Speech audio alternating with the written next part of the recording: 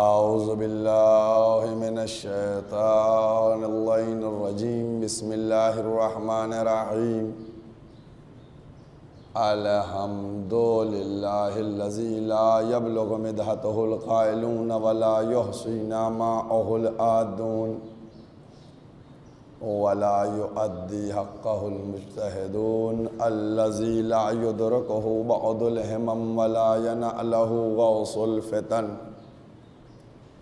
الذي ليس لصفته حد محدود ولا نعت موجود ولا وقت معدود ولا عجل ممدود فترى الخلائق بقدرته ونشر الرياح برحمته ووتدى بالصخور ميدان أرضه والصلاة والسلام على سيد الأنبياء والمرسلين خاتم النبيين سيدنا الممجد بشير المسدد نذير المؤيد المصطفى الأمجد المحمود الأحمد أبي القاسم محمد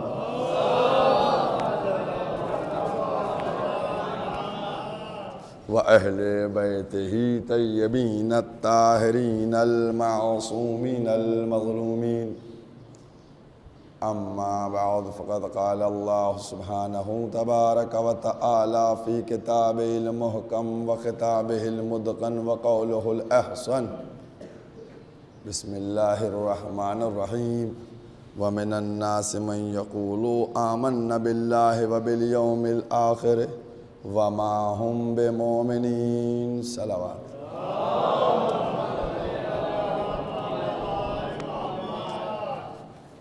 قرآن کریم کے یہ الفاظ جنہیں مسلسل سرنامہ قرار دے کر گفتگو کو آگے بڑھایا جا رہا ہے، سورہ بقرہ کی 8ویں آیت ہے، ارشاد الہی ہو رہا ہے وَمِنَ النَّاسِ مَن يَقُولُ آمَنَّا بِاللَّهِ، لوگوں میں سے کچھ لوگ آ کر کہتے ہیں کہ ہم اللہ پر ایمان لائے، وَبِالْيَوْمِ الْآخِرِ اور قیامت پر ایمان لائے، وَمَا هُمْ بِمُؤْمِنِينَ یہ مومن نہیں ہیں۔ ایک ایک لفظ کا برابر ترجمہ آپ کے سامنے پیش کیا۔ ایک بات غور فرمائیے، دعوت ذو العشیرہ میں جب پیغمبر اسلام اٹھے تھے تو انہوں نے کیا کہا تھا؟ انہوں نے کہا تھا قولوا لا الہ الا اللہ تفلحوا، کہو اللہ کے سوا کوئی اللہ نہیں ہے فلاح پا جاؤ گے۔ یہی تو تھا۔ میرا موضوع اپنے ذہن میں محفوظ رکھیے گا، امامت اور اکمال دین۔ امامت اور اکمال دین، یہ موضوع ہے، ذہن میں رکھیے گا۔ کس طریقے سے؟ قولوا لا الہ الا اللہ، کہو اللہ کے سوا کوئی اللہ نہیں ہے، تفلحوا فلاح پا جاؤ گے۔ اس کا مطلب کیا ہوا؟ آسان لفظوں میں بتاؤں کہ تم کہو اللہ کے سوا کوئی نہیں ہے، اللہ پر ایمان لے آؤ، تم کو نجات مل جائے گی۔ اور فرمایا آپ نے، یعنی اللہ کو مان لو تو جنت مل جائے گی۔ جو آیت کا میں آج تیسرا دن ہو گیا ترجمہ کر رہا ہوں، اس میں یہی تو وہ کہتا ہے آمنا باللہ، ہم اللہ پر ایمان لائے۔ بھئی یہی تو کہہ رہا ہے، وہ آنے والے یہی تو کہہ رہے ہیں ہم اللہ پر ایمان لائے۔ اور اللہ پر جب ایمان لائے تو کس لیے لائے؟ کہ قیامت میں نجات مل جائے۔ تو دونوں لفظ استعمال کیے، آمنا باللہ اللہ پر ایمان لائے، وبالیوم الآخر قیامت پر ایمان لائے، تو پروردگار ان کو تو ڈائریکٹ جنت میں بھیج دے، بھائی ان کو تو ڈائریکٹ جنت میں جانا چاہیے تھا نا، کیونکہ یہ اللہ پر بھی ایمان لائے، اور رسول نے کیا کہا تھا؟ قولوا لا الہ الا اللہ تفلحوا۔ جب اس بات پر یہ عمل کر رہے ہیں تو جنت تو دور کی بات ہے، ان کو مومن بھی نہیں کہا جاتا۔ آپ کے سامنے آیت ہے، میں آیت سے تھوڑی ہٹ رہا ہوں، قرآن مجید دوسرا سورہ 8ویں آیت۔ بھئی کہاں فلاح کی بات تھی اور کہاں مومن بھی نہیں کہا جا رہا ہے۔ جملوں کو ذہن میں رکھیے گا، دونوں چیزیں ہیں۔ آمنا باللہ، آمنا کے معنی بھی ماشاءاللہ سے مجلس کے طفیل میں تمام مومنین جانتے ہیں۔ اللہ پر ایمان لائے اور قیامت پر ایمان لائے۔ وما ہم بمومنین، یہ مومن نہیں ہے۔ رسول جنت کی بات کر رہے تھے کہ فلاح ہوگی، نجات مل جائے گی، اللہ کہتا ہے یہ مومن بھی نہیں ہے۔ سب قرآن ہے، قرآن اتنا آسانی سے اگر سمجھ میں آ جائے نا تو پھر سارے مسائل بہت آسانی سے حل ہو جائیں گے۔ قرآن کریم وہ کتاب ہے کہ جس میں بہت سی چیزیں لکھی ہوئی ہیں، بہت سی چیزیں بیان کی گئی ہیں۔ یا بات کو یہیں پہ روکوں، یہ بتائیے کورس، بچوں کا کورس وہ کہاں ملتا ہے؟ دکانوں میں ملتا ہے، دکانوں سے آپ خرید کے لاتے ہیں، ہے نا؟ بچوں کا کورس دکان سے خرید کے لائے، بچے کو دے دیا، بات رک جاتی ہے یہیں پہ، ختم ہوتی ہے؟ نہیں، کورس لا کر دیا جاتا ہے، اسکول بھیج دیا جاتا ہے۔ توجہ کیجئے، کورس لا کے دیا، اسکول بھیج دیا۔ میں کہنا یہ چاہتا ہوں کہ بھئی اسکول بھیجنے کی کیا ضرورت تھی؟ زبردستی کیوں فیس دے رہے ہو؟ جب کتابیں لا کر دے دی ہیں تو دے دو، کو پڑھو۔ بھئی جب کتابیں لا کے دی ہیں تو بھئی دے دیجئے کہ بھئی آپ پڑھو، اب اسکول کی کیا ضرورت ہے؟ تو ہر باشعور یہ ہم سے کہے گا مولوی صاحب آپ کا دماغ میں خلل ہے کیا؟ ارے کتابیں دے دینا کافی تھوڑی ہے، لازم ہے ان کتابوں کو دینے کے بعد کسی پڑھانے والے کا انتظام کیا جائے۔ میں کہوں گا یہ پڑھانے والے کی کیا ضرورت؟ بھئی اس میں لکھا تو ہے 2 اور 2، ہر ایک پڑھے گا 2 اور 2۔ اب یہ 2 اور 2 کرنا کیا ہے یہ کوئی نہ بتا پائے گا۔ غور کیجئے گا، بالکل بات کو سمیٹ رہا ہوں۔ ایک مرحلہ ہوتا ہے کیا کرنا ہے، کیا کرنا ہے، اور دوسرا لفظ ہوتا ہے کیسے کرنا ہے۔ اردو میں بول رہا ہوں میں، دیکھیے عربی فارسی تو کچھ نہیں ہے۔ کیا کرنا ہے؟ نماز پڑھنا ہے۔ کیا کرنا ہے؟ روزہ رکھنا ہے۔ کیا کرنا ہے؟ حج کرنا ہے۔ کیا کرنا ہے؟ زکوٰۃ دینا ہے۔ کیا کرنا ہے؟ خمس دینا ہے۔ کیا کرنا ہے؟ طواف کرنا ہے۔ ہر چیز کیا کرنا ہے، کرنا ہے، کرنا ہے، کرنا ہے۔ ارے کوئی ایسا بھی تو ہو کہ جو بتائے کیسے کرنا ہے۔ بھئی کیسے کرنا ہے، کیا کرنا ہے، اس کے لیے تو قرآن بتلاتا جا رہا ہے۔ نماز پڑھو، روزہ رکھو، حج کرو، خمس دو، زکوٰۃ دو۔ لازم تھا کہ کیا کرنا ہے کے ساتھ کوئی ایسا ہو کہ جو بتائے کیسے کرنا ہے۔ اسی لیے قدرت نے انتظام کیا، کیا کرنا ہے یہ قرآن بتائے گا، کیسے کرنا ہے یہ امامت بتائے گی۔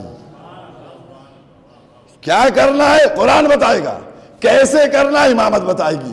اسی لیے میں کہتا ہوں، اسی یقین کے ساتھ قرآن کریم کی آیات کی چھاؤں میں کہتا ہوں کہ دین کی اکمال کے لیے لازم تھا کہ امامت ہو، بغیر امامت کے دین کامل نہیں ہو سکتا تھا۔ آپ فکر کریں، ایک مرحلہ ہے آپ کے سامنے، اور جو منصب امامت پر فائز ہوں گے ان کے لیے میں برابر یہ بات کہہ رہا ہوں کہ وہ نوری ہو، وہ عرشی ہو، ان کا رابطہ بارگاہ الہی سے ہو، یہ میں برابر کہتا چلا رہا ہوں۔ اب آج سنیے، ایک صلوات پڑھ دی محمد والے محمد۔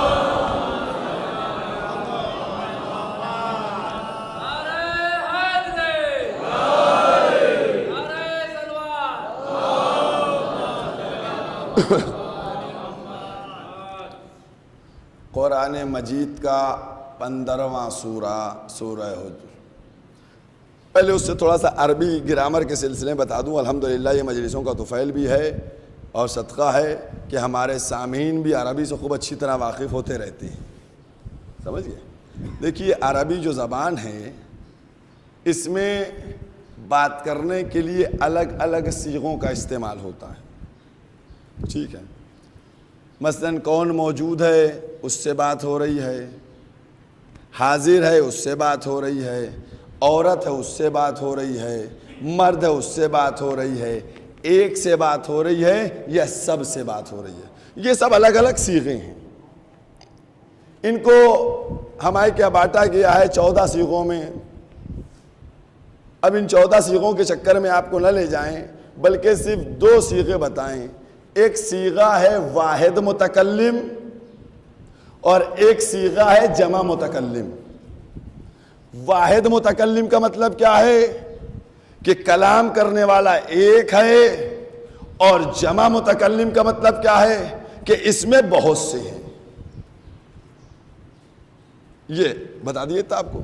اب آئیے قرآن مجید 15واں سورہ 25ویں آیت دیکھیے گا، اس میں خالق کہتا ہے کہ میں نے فرشتوں سے کہا نفختو، جب میں اس میں روح پھونکوں۔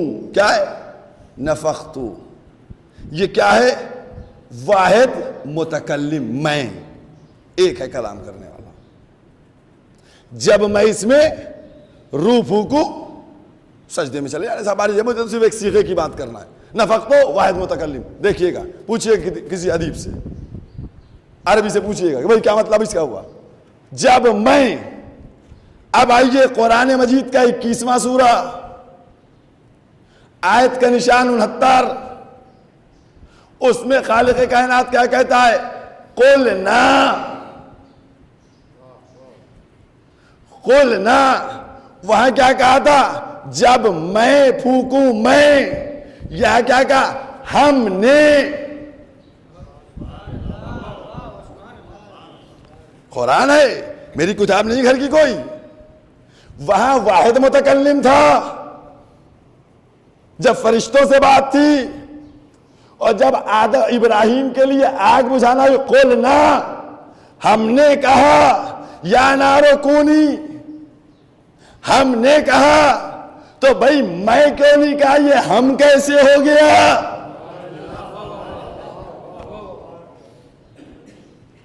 میں نے دیکھی دونوں لفظ ہیں، وہاں واحد متکلم، یہاں جمع متکلم، وہاں میں، یہاں ہم نے جب یہ دیکھا کہ اللہ کہتا ہے کہ ہم نے کہا کہ آگ ٹھنڈی ہو جا، تو ہم پریشان ہو گئے، ہم بے قرار ہو گئے کہ میں سے ہم کیسے ہو گیا۔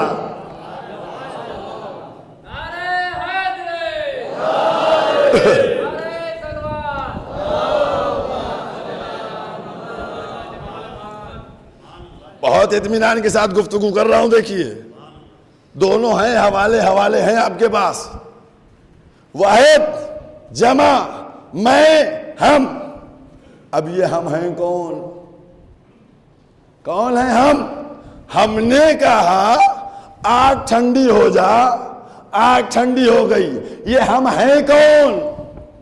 میں کیا کروں؟ نام لوں تو الزام لگائیے گا دیوانے ہیں۔ بھئی کسی کا نام لوں تو یہی تو ہوگا، صاحب یہ تو دیوانے ہیں، جہاں موقع ملا لا کے رکھ دیا علی کو، جہاں بات ہوئی علی کو رکھ دیا۔ قسم خدا کی ہم نہیں کہیں گے، ہم نہیں بتائیں گے، ہم تو پوچھیں گے۔ کس سے پوچھیں گے؟ اہل سنت کے جید عالم علامہ ملا صالح کشفی حنفی سے کوکب دری میں 10ویں باب میں، ایک صلوات والے محمد والے محمد۔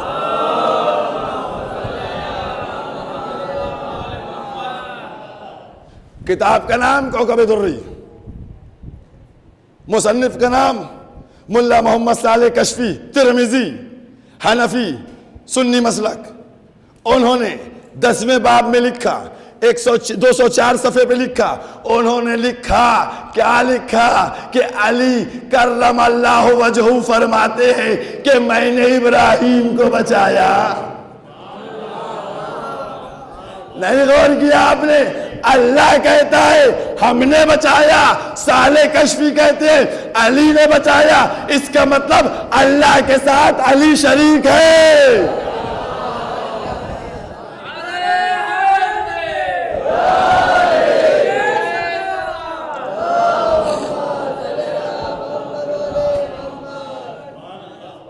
جا کر دیکھیے، سارے حوالے کیے، 10واں باب ہے، 204 صفحے کے اوپر لکھا ہوا ہے۔ اور فقط جناب ابراہیم کے لیے نہیں انہوں نے کہا کہ علی کرم اللہ وجہہ نے ان کو بچایا، بلکہ بتایا انہوں نے کہ جب یوسف کو کنویں میں پھینکا گیا تھا تب بھی مولا نے بچایا، جب سفینہ نوح میں تلاطم مچا تھا تو تب بھی علی نے بچایا، جب موسیٰ پہ مشکل ہوئی تھی تب بھی علی نے بچایا۔ میں کہنا یہ چاہتا ہوں کہ ان کے پاس بھی عصمت ہے، ان کے پاس بھی عصمت ہے، عصمت کو برابر سے نہ تولو۔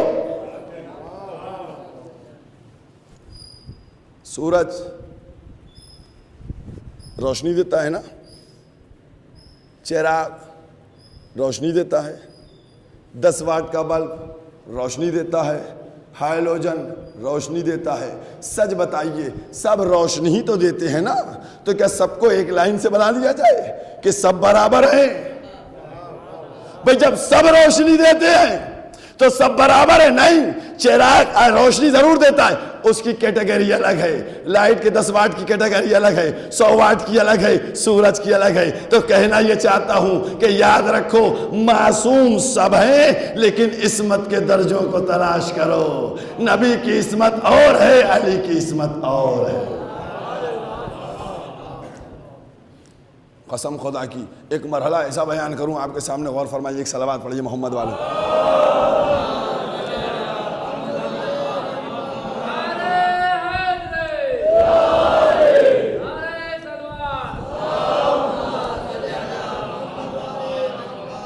اس بات کو ابھی آگے بڑھاؤں گا، لیکن اس کے بعد ثبوت دیتا جاؤں۔ بھائی ہر بات پہ تو ثبوت ہے، ایک ثبوت تو یہ کتابی ثبوت ہو گیا جس کے سارے حوالے آپ کے حوالے کر دیے گئے۔ دوسرا ثبوت میدان جنگ ہے، مسلمانوں پر خطرات کے بادل منڈرا رہے ہیں، دشمن حملہ آور ہے، صحابی آیا، یا رسول اللہ ہماری تلوار ٹوٹ گئی۔ صحابی آیا، یا رسول اللہ ہماری تلوار ٹوٹ گئی۔ کہا کوئی پریشانی کی بات نہیں ہے، کھجور کی ٹہنی پڑی تھی، کہا اس کو اٹھا لو۔ اس نے کھجور کی ٹہنی اٹھائی، رسالت میں آپ نے دعا فرمائی، وہ ٹہنی جو ہے وہ تلوار بن گئی ہے نا، سب تو سنا ہے نا۔ علی آئے، یا رسول اللہ ہماری تلوار ٹوٹ گئی۔ علی آئے، یا رسول اللہ ہماری تلوار ٹوٹ گئی۔ رسول خاموش، یا علی، یا رسول اللہ میری تلوار ٹوٹ گئی۔ رسول خاموش۔ ہے تاریخ میں نہیں ہے، واقعہ آپ کے سامنے ہے۔ میں کہنا یہ چاہتا ہوں کہ اے اللہ کے رسول، صحابی کو تو بڑی جلدی تلوار دے دی، علی کو تلوار نہیں دے رہے ہیں۔ جس کے ہاتھ میں ہار و جیت منحصر ہے اس کو دیجئے، تو رسول کہیں گے دیوانہ ہے تو دیوانہ ہے۔ صحابی میرا تھا، میں نے دی، یہ ولی خدا کا ہے، خدا دے گا۔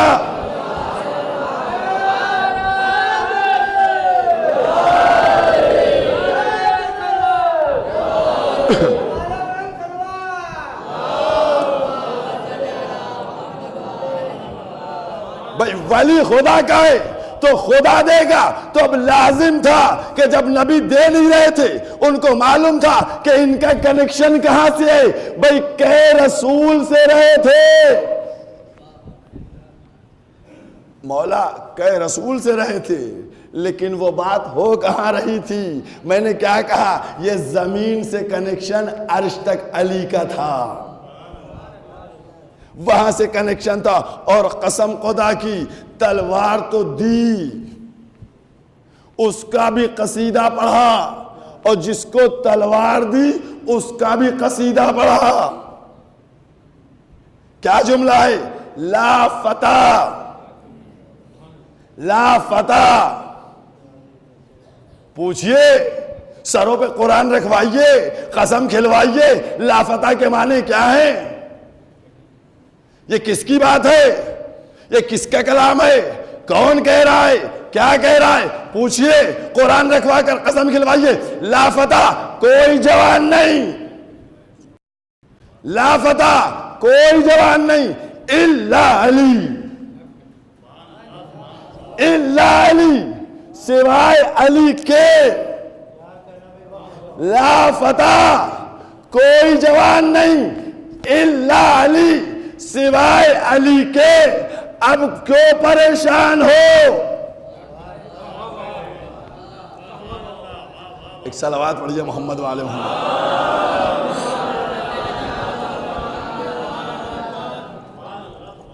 میں نے کیا کہا, یہ ہمارا مجمع ہے, مجلسوں کے تو فعل میں عربی سے آشنا ہے, خوب اس کو عربی آتی ہے. وہ مکے والے تھے جن کی آج تک عربی سمجھ میں نہیں آئی, عربی نہیں جانتے تھے.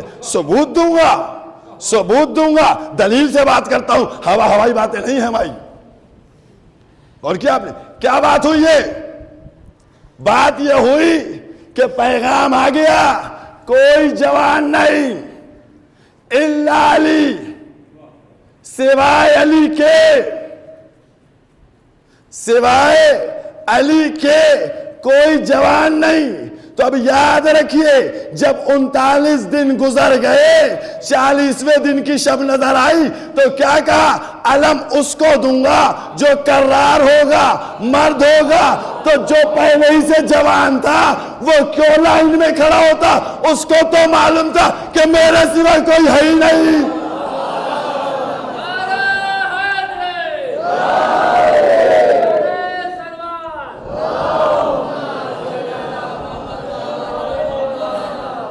بھائی مولا کائنات نہیں تھے, 40ویں دن کی صبح آئے تھے 40واں کرنے, لیکن مولا کائنات ہوتے بھی تب بھی قسم خدا کی کیوں, کیونکہ ان کو تو معلوم تھا کہ رسول کو معلوم ہے کہ کوئی جوانی نہیں. اچھا, سب کو معلوم تھا, اس کے بعد کوئی نہیں سمجھ پایا. اٹھ اٹھ کے اپنے کو دکھایا جا رہا تھا, اٹھ اٹھ کے اپنے کو پہچانوایا جا رہا تھا. یا رسول اللہ ہم بھی ہیں, یا رسول اللہ ہم بھی ہیں. لیکن یاد رکھیے گا, پروردگار عالم نے بار بار مستقل مزاجی سے پہچانوایا کہ دیکھو یہ وہ ہیں کہ جن کا رابطہ اس بارگاہ الہی سے ہے, کہ جو وہ ان کی مرضی پہ چلتا ہے, یہ ان کی مرضی پہ چلتا ہے. صلوات پڑھے محمد والے ہوں.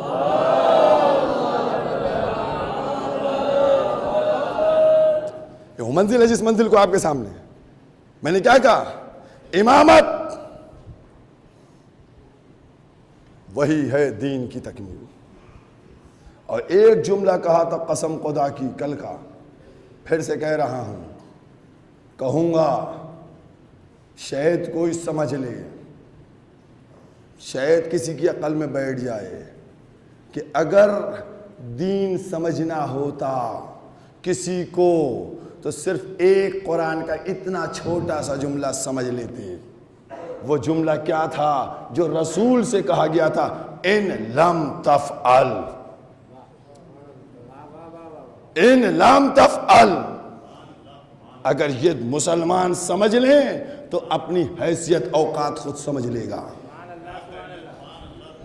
یہ جملہ سمجھیں, اس کے معنی سمجھیں, اس میں لہجہ بھی ہے, اس میں انداز بھی ہے, اس میں دین کی تکمیل کی طرف اشارہ بھی ہے. ہر چیز اس جملے میں پوشیدہ ہے. قدرت نے پہچانوا دیا کہ امامت وہ ہے کہ جہاں ظاہری اور پوشیدہ 63 سال کی محنت کو روکا جا رہا ہے. یہ وہ ہے امامت. عزیزو، ہم کہنا یہی چاہتے ہیں کہ صرف اور صرف قرآن کریم پر بات کی جائے، صرف اور صرف قرآن کریم کو سمجھا جائے. قرآن ہمارے لیے کافی، قرآن کافی ہے.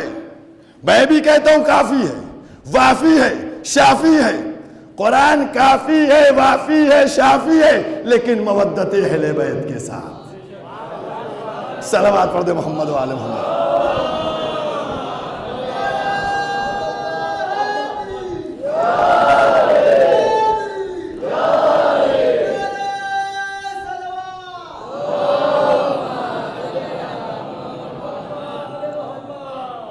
قرآن اس لیے کہہ رہے ہیں، اور میں برابر کہہ رہا ہوں، اللہ پر ایمان، قیامت پر ایمان. اور کیا آپ نے اب ایک جملہ کہہ کر بات کو اپنے موضوع سے اور قریب کرے دے رہا ہوں. وَمِنَ النَّاسِ مَن يَقُولُ آمَنَّا بِاللَّهِ. لوگوں نے آ کر کیا کہا کہ ہم اللہ پر ایمان لائے، رسول کی بات مانی، رسول کی بات مانی ہے نا. یعنی رسول پر ایمان، اللہ پر ایمان لائے، تو اللہ پر ایمان، اور اس کے بعد کیا ہے؟ وَبِالْيَوْمِ الْآخِرِ، اور قیامت پر ایمان ہے نا. سمجھ میں آیا کچھ آپ کی؟ ہم ہی سمجھائیں سب. صلوات پڑھیے محمد علیہ محمد.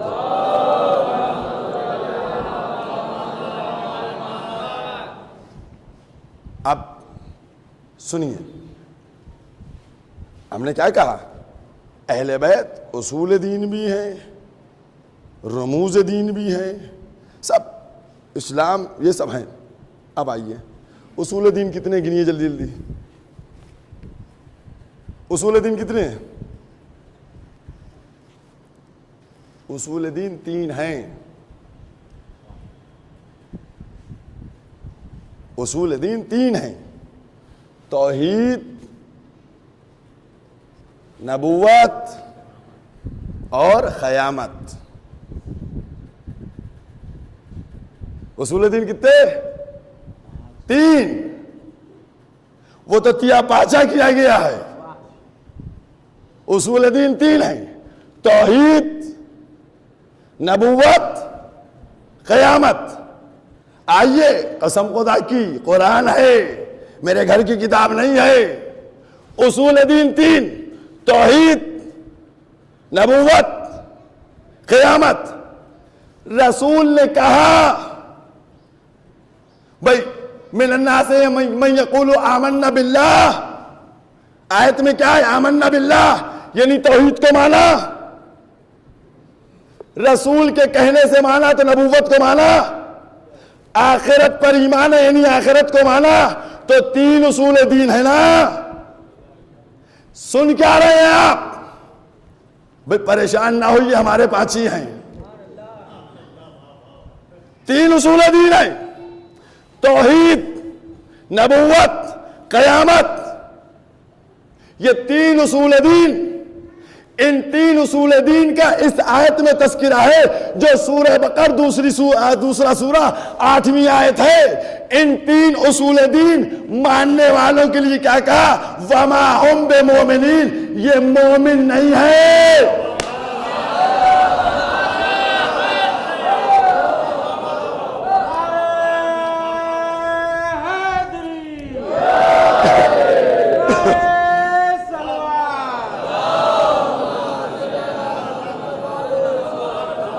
کوئی کھڑا ہو کے دعویٰ کرے، مجھ سے بات کرے، حوالے ہیں، قرآن ہے.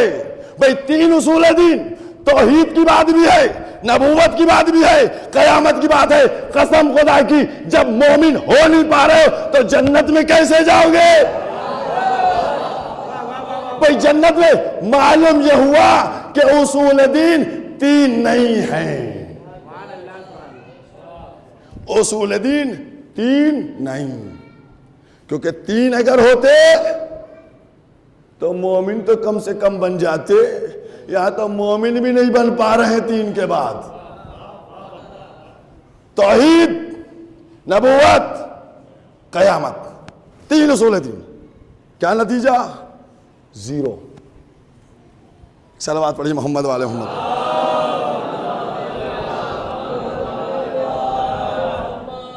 اب ہم سسٹم بتا رہے ہیں. ہم لوگ سسٹم سے کام کرنے والے ہیں، ہم بغیر سسٹم کے چلتے ہی نہیں ہیں. دیکھیے یہ ہے ہاتھ میں 5 انگلیاں، بہت توجہ کیجئے گا. ایک ایک چیز کی وضاحت کروں. یہ ہے توحید، یہ ہے توحید، یہ ہے نبوت، ہے نا. اب توحید کے سے نبوت تک جائیے گا کیسے؟ بھئی توحید سے نبوت تک کیسے جائیے گا؟ اللہ نے پیدا کر دیا، اللہ نے خلق کر دیا، تو کیا چھوڑ دے؟ عدالت کا تقاضا یہ ہے کہ کوئی ہادی معین کرے. لازم تھا کہ توحید کے ساتھ عدالت کو جوڑا جائے، عدالت کو جوڑا جائے. اگر عدالت ہوگی تو توحید وایا عدالت نبوت تک پہنچے گی. وایا عدالت، وایا عدالت نبوت تک پہنچ جائے گی. اب نبوت کہاں ہے؟ نبوت کہاں ہے؟ قیامت کہاں ہے؟ نبوت تھی 28 صفر 11 ہجری تک. نبوت تھی 28 صفر 11 ہجری تک. قیامت کہاں ہے؟ قیامت کہاں ہے؟ بھئی نبوت سے قیامت یہ فاصلہ ہے. نہ اللہ نے قیامت کو ریڈیوس کیا کہ نبوت سے ملا تھا، نہ نبوت کو ایکسٹینڈ کیا کہ اس کو لے جا کر قیامت سے ملا تھا. نبوت 11 ہجری میں رکی، قیامت کا پتہ نہیں، اب بیچ میں فاصلہ ہے. تو لازم تھا کہ نبوت سے قیامت تک کوئی بلا فصل ہو.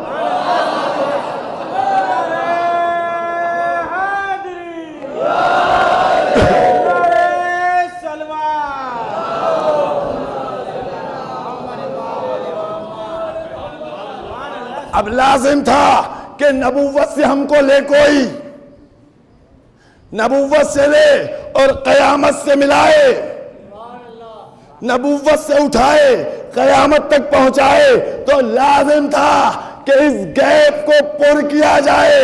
نبوت ختم ہو چکی تھی تو لازم ہوا کہ سلسلہ امامت بلا فصل شروع کی جائے، فاصلہ نہ رکھا جائے.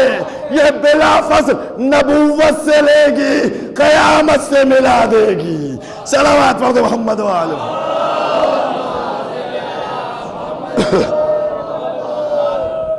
ایک اور صلوات پڑھ دی محمد والے.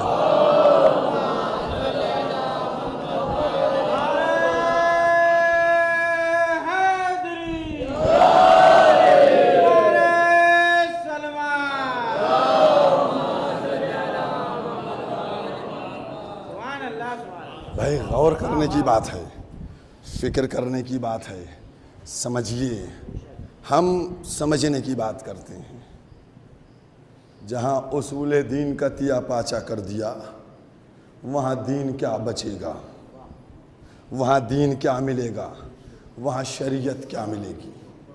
عزیزوں اسی لیے میں کہہ رہا ہوں، 2 دن سے مستقل کہہ رہا ہوں، آج بھی کہنے جا رہا ہوں کہ کربلا آ جائیے. کربلا وہ نقطہ ہے کہ جو اتحاد کا مرکز ہے. کل میں نے جو جملہ کہا تھا آج دیکھیے اخباروں کی سرخیاں بنا ہوا ہے، وہی جملہ ہمارے اتر پردیش کے گورنر نے کہا ہے. وہی جملہ کہا، ہر قوم کے ہیں حسین. میں یہ نہیں کہتا کہ تم آؤ بیٹھو بیٹھو، یہ فرش بچھا جو ہے نا، یہ کسی مخصوص کے لیے نہیں بچھا ہے. اس فرش پہ جتنے لوگ بیٹھے ہیں بتائیں کہ ان کو بلایا گیا ہے؟ بتائیں یہ بلائے گئے ہیں؟ یہ فرش بچھایا جاتا ہے، بلایا اس پہ نہیں جاتا. بچھا کر بتا دیا جاتا ہے بچھ گیا. اب جس کو کچھ چاہیے ہوتا ہے وہ خدا کر بیٹھ جاتا ہے، کیونکہ یہاں سے حسینیت تقسیم ہوتی ہے، یہاں سے دین کا پیغام عام ہوتا ہے. عزیزوں سمجھو کربلا کو. ایک بات غور کیجیے، کربلا میں 2 خیمے لگے تھے، ایک یزیدی فوج کا تھا اور ایک حسینی فوج، ہے نا؟ ذرا تقابل کیجئے، تقابل کیجئے. یزید کے خیمے میں یزیدیوں کے پاس حکومت تھی، اسلحہ تھا، کثیر تعداد میں فوج تھی، حکومت، پانی، کھانا، دینار، درہم، تمام فیسلٹیز یزید کے خیمے میں اویلیبل تھی، ہے نا؟ حسین کے خیمے میں کیا تھا؟ سوکھی ہوئی مشکیں، بغیر کھانے کا دسترخوان، فوج کے نام پر بوڑھے صحابی، حکومت کے نام پر مسافر زہرا کا لال. کیا تھا حسین کے میں؟ نہ پانی، نہ کھانا، نہ دولت، نہ اسلحہ، نہ فوج، نہ ظاہری حکومت، نہ تخت، نہ سلطنت، کچھ نہیں، کچھ نہیں. بہت توجہ کیجیے، کچھ نہیں. حسین کی طرف کچھ نہیں تھا، یزید کے قیام میں سب کچھ تھا. حسین نے 9 محرم کو جب شمع گل کی بجھائی تو کیا کہا؟ چلے جاؤ. بہت توجہ کیجیے گا، سمجھیے، میں بار بار کہہ رہا ہوں کہ کربلا ایک واقعہ سمجھ نہیں کیجیے، دیکھیے اس کے اندر کیا رموز پوشیدہ ہے، کیا کیا مسائل اس کے اندر پوشیدہ ہے. حسین سب جانتے تھے. شمع کو بجھایا، کہا جاؤ تم لوگ، کہا جاؤ. کوئی گیا، کوئی اٹھا. کسی نے کہا اچھا مولا اب آپ فرماتے ہیں تو میں چلا جاتا ہوں. اٹھا کوئی، گیا کوئی. پوری تاریخ میں الفاظ کو محفوظ کروانا تھا کہ دیکھو ہم کہہ رہے ہیں جاؤ، لیکن سوکھی مشکوں کے بعد کوئی نہیں جاتا، خالی دسترخوان کے بعد کوئی نہیں جاتا، بڑی فوج کے بعد کوئی نہیں جاتا، نہ تخت ہے، نہ حکومت ہے، نہ سلطنت، کچھ نہیں، لیکن کوئی جاتا نہیں. ہر ایک میرے قدموں سے لپٹا بیٹھا ہوا ہے. صبح عاشور کیا ہوا؟ صبح عاشور کیا ہوا؟ رات میں ادھر سے سب کو بھیجا جا رہا تھا، کوئی نہیں گیا. صبح عاشور کیا ہوا؟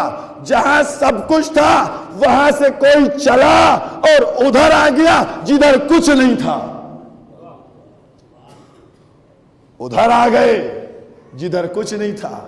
لفظ بدلے دیتا ہوں، بھئی کمال تو یہی ہے، ادھر کچھ نہیں تھا لیکن حر جب تک ادھر تھے حر تھے، لیکن جیسے ہی جہاں کچھ نہیں تھا ادھر آئے حر نہیں رہے، حضرت حر ہو گئے. عزاداران امام مظلوم، یہ ہے کربلا. جہاں کچھ نہیں تھا وہاں سے کوئی نہیں گیا، اور جہاں سب کچھ تھا وہاں سے اٹھ کے چلے آ رہے ہیں. کیا منزل ہے. آج 3 محرم ہے. 3 محرم میں 4 محرم کو چاہنے والوں کا ذکر ہو جاتا ہے. اور کون ہے؟ کوفے سے 2 منزل دور جب امام حسین کا قافلہ قیام کیے ہوئے تھا تو حر آئے. 1000 کے رسالے کے ساتھ۔ امام حسین نے پوچھا تم ہمارے ساتھ آئے ہو یا ہمارے خلاف آئے ہو؟ اور کہتے ہیں ہم آپ کے خلاف آئے ہیں، آپ کے ساتھ نہیں آئے ہیں۔ اس کے بعد حجاج ابن مسروق کو امام نے آواز دی کہ اذان کہو۔ اذان ہوئی، ظہر کی اذان ختم ہوئی، امام نے عبائے رسول کو اوڑھا، مصلی پر آئے، آنے کے بعد خطبہ دینا شروع کیا۔ کہا دیکھو تم لوگوں نے مجھ کو بلایا ہے، میں تم لوگوں کے بلاوے کے بعد آیا ہوں، خطوط تمہارے ہمارے پاس محفوظ ہیں، آواز چاہنے والے کو دی کہ دونوں تھیلے لے کے آؤ جس میں خطوط ہیں۔ اور کہتے ہیں کہ ہم کو حکم ملا ہے کہ ہم آپ کو کوفے کی طرف لے جائیں یا جہاں آپ ہوں وہیں پر آپ کو روک لیں۔ نماز ختم ہوئی، عصر کی نماز ختم ہوئی، اس کے بعد امام نے آواز بلند کی۔ جب قافلہ چلنے لگا، عزاداران ایمان مظلوم، ابھی وہ جملہ میں نے نہیں کہا ہے، غیرت کا ہے۔ جب یہ ہر کا لشکر آیا، رسالہ آیا تھا نا، تو کس عالم میں تھا؟ پیاسا تھا،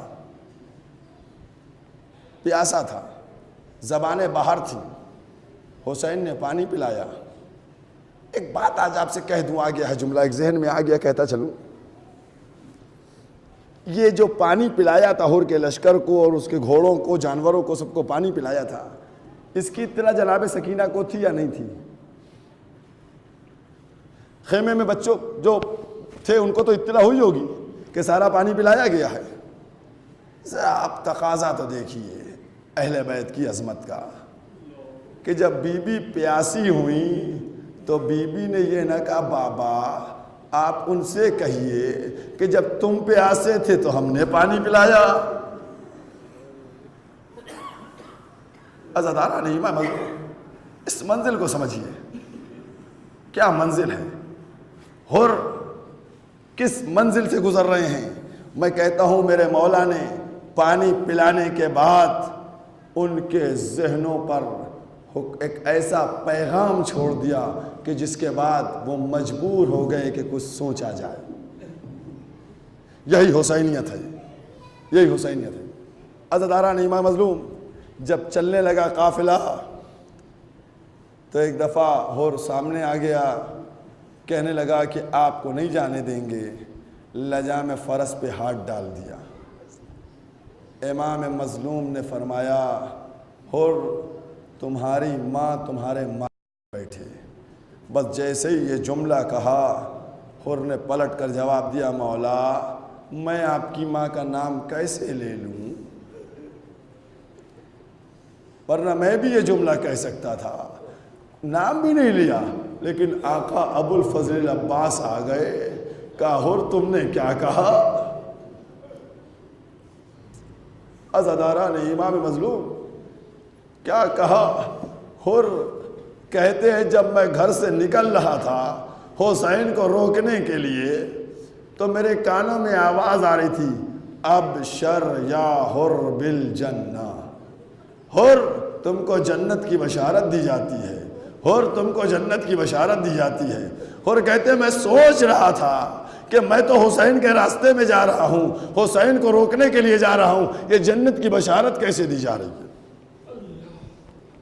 بس عزاداران ایمان مظلوم چند مرحلے ہیں ان کو بیان کروں گا، کیونکہ عزاداران ایمان مظلوم بڑی تیز رفتاری سے یہ عشرہ اولا آگے کی طرف بڑھ رہا ہے، اور بی بی وہ اپنے لال کا غم منانے والوں کے ساتھ فرش عزا پہ موجود ہے، اپنے لال کے ماتم کرنے والے آنسو بہانے والوں کے آنسوؤں کو لے رہی ہے۔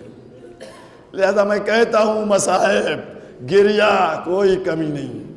عزاداران ایمان مظلوم شب عاشور حر کی کیا کیفیت تھی میں نہیں بیان کر سکتا، لیکن صبح عاشور سب نے دیکھا کہ حر چلے، حر چلے، حر کے ساتھ حر کا بیٹا بھی ہے، حر کے بھائی بھی ہیں، حر کے غلام بھی ہیں، کئی لوگ ہیں، وہ اس کے بعد چلے، سب چلتے رہے، اور جیسے ہی یہ سب چل رہے تھے آنکھوں میں پٹی بندھی ہوئی ہے، حر کی ہاتھ بندھے ہوئے ہیں، ایک دفعہ آقا امام حسین نے کہا اللہ اکبر،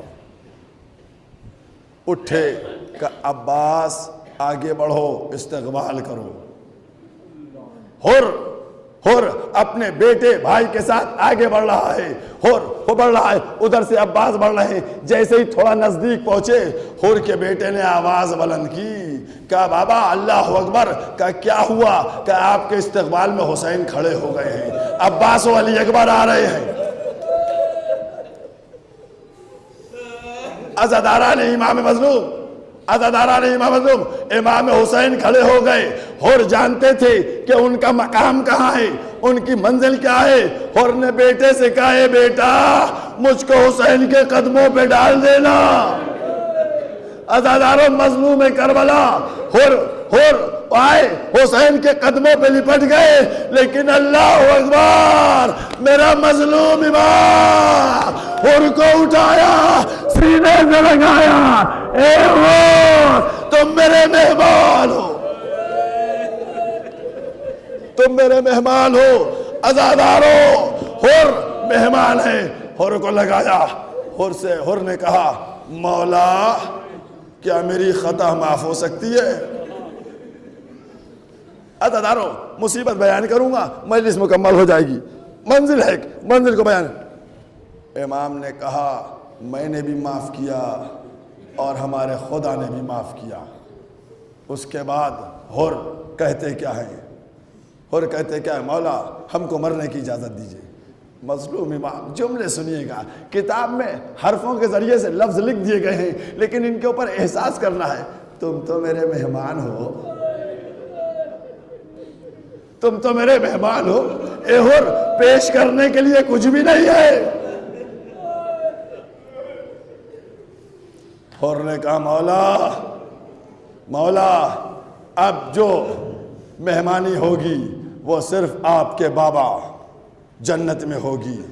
امام حسین اجازت دیتے ہیں، اور کہتا ہے مولا ہم چاہتے یہ ہیں کہ پہلے اپنے بیٹے کو بھیجیں۔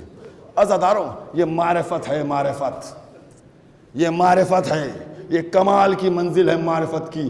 ہر آ گئے ہیں حسین کے قدموں میں، تو اب معرفت کی منزل یہ ہے، کمال یہ ہے کہ ہر چاہتے ہیں کہ پہلے اپنے بیٹے کو بھیج دیا جائے، اپنے بیٹے کے لاشے کو دیکھ لیا جائے، تاکہ حسین کے سامنے ایک نظیر آ جائے۔ اجرکم علی اللہ۔ عزاداران امام مظلوم حسین بیٹے کو بھیجتے ہیں، اجازت دیتے ہیں۔ ہر کا بیٹا پہنچا، جنگ کرنا شروع کی۔ ارباب مقاتل نے لکھا بڑی بہادری سے جنگ کر رہا تھا، شجاعت کا مظاہرہ کر رہا تھا، جدھر جاتا دشمنوں کو واصل جہنم کر دیتا تھا۔ ہر کا بیٹا کتنی دیر جنگ کرتا، پلٹ کے آیا، بابا بڑی پیاس لگی ہے۔ ہر نے اپنے بیٹے سے کہا تم تو ابھی پانی پی کر آئے ہو، تم نے تو رات تک پانی پیا ہے، لیکن تم کو پتا ہے حسین کے بچے 3 دن کے پیاسے ہیں،